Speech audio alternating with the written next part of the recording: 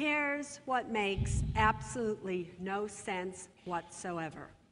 Student loan debt is the only debt that in 99.999999% of the cases cannot be discharged in bankruptcy.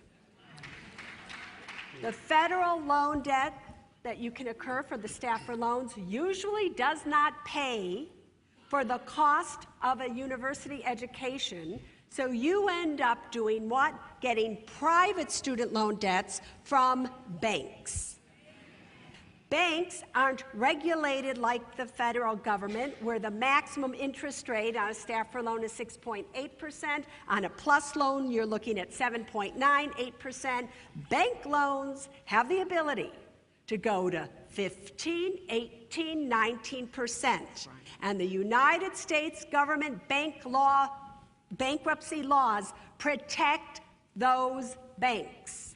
So the banks can screw you with the interest rates that they are charging you, and you do not have any rights whatsoever to say, I cannot afford this. Then the system allows you to defer your student loans, to do forbearance on your student loans. What does that mean?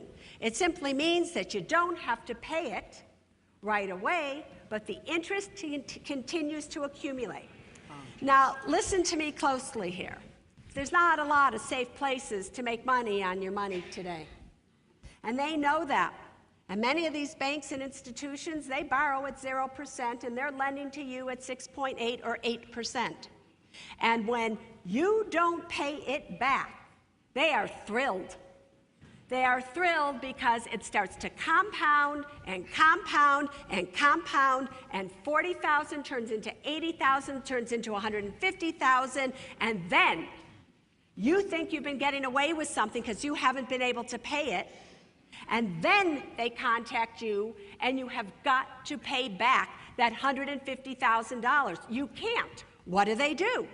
They will garnish your wages. Even if you're old enough when this happens, they will garnish your Social Security check. Wow.